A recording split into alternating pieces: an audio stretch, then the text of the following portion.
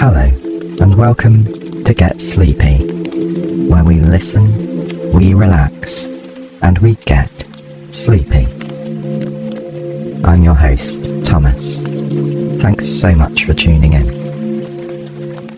Tonight we'll begin a dreamy retelling of the classic tale, Beauty and the Beast. It's a perfectly autumnal story to lead you into a good night's sleep. Now then, let's just take a moment to settle in and let go of any unease lingering in the body or mind.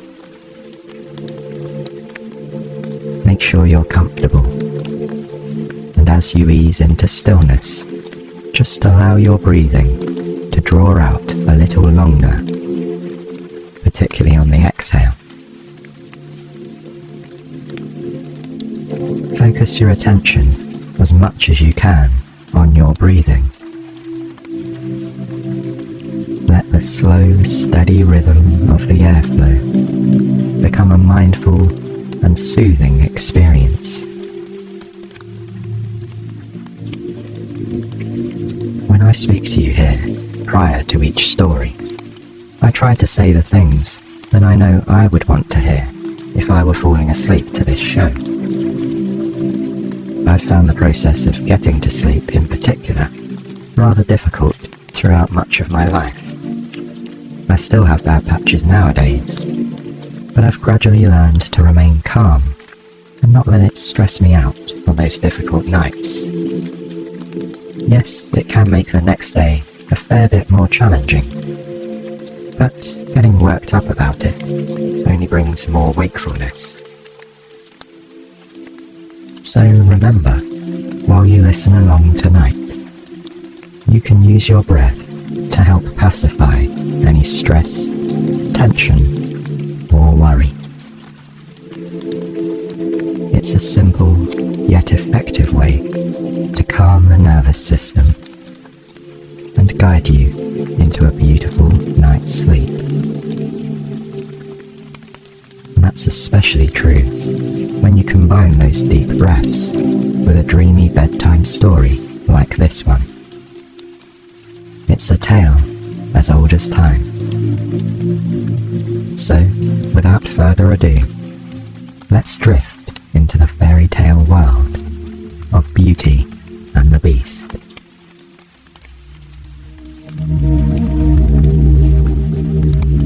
There was once a merchant named Laurent who staked his entire fortune on a fleet of ships, but lost them all at sea. Being a widower, he didn't have to take this news home to a wife. However, he had 6 children who had grown used to a life of relative privilege. When the debts were called in and a rumour spread that the family was penniless, most of them took the news hard. As days turned into weeks and the ships didn't appear in the port, the merchant had to begin selling their fine furniture, their carriage, and even his daughter's jewellery and expensive dresses.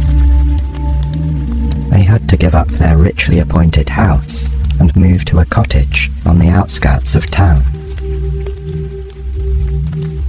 Laurent was frequently away, visiting business acquaintances and trying to find partners who might invest and help him rebuild his business. While he travelled, his children, who were 3 boys and 3 girls, were left to keep the house on their own. Although they were practically adults, the 3 boys and the 2 oldest girls were largely useless when it came to practical skills. They had become quite accustomed to a life of study and idle luxury. The youngest daughter, whose name was Camille, was the most willing to take on the necessary household chores, now that they were without servants. Perhaps it was her more impressionable age, or perhaps it was that she had a sweeter, more steadfast temperament. Whatever the combination of factors, Camille did the best she could to learn the basics of running a household. Indeed, she was the only member of the family who was truly liked by the people in the village. Laurent's brood did not have many friends. To make their situation worse, the 5 oldest children also made no effort to adjust to their new lives. They did nothing to prove themselves capable or to endear themselves to the neighbours who might have helped them.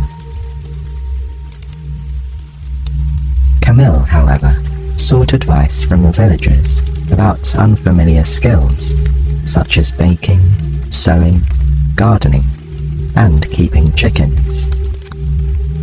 Their wariness turned to a genuine affection when they grew to appreciate her willingness to learn and to work hard. In this way, over time, she became the glue that held Laurent's household together. While the 5 older siblings struggled to accept their fate, unable to change, Camille ensured that they had a tidy home and that there was food on the table. One day, when the family had been living this way for nearly 2 years, Laurent received word that one of his lost ships had appeared in the port, its cargo largely intact. The family rejoiced at this miraculous news, the older 5 siblings declaring that their lives among the villagers were finally at an end. Camille took pleasure in their happiness, but the news did not seem as important to her as it did to the others. She had come to love their small cottage, with its tidy garden and comforting aroma of baking bread. Although it would be a relief to see the rest of her family content, she was unsure as to whether she wanted to return to their former lives of idleness. She had become a person who liked being useful. In order to reclaim his property, Laurent had to travel to the port by horseback, and it would be a journey of a couple of days. Once there, he could arrange for the proper dispersal of his reclaimed wealth and hire a comfortable coach to bring him home. In anticipation of their improved fortunes, he asked each of his children what gift they would like to have from the city. The older siblings demanded finery. They asked for silk shoes with sparkling buckles, hats with elaborate trimmings, velvet capes, furs, and jewels. Only Camille was silent, seeming to think very hard about what her request would be.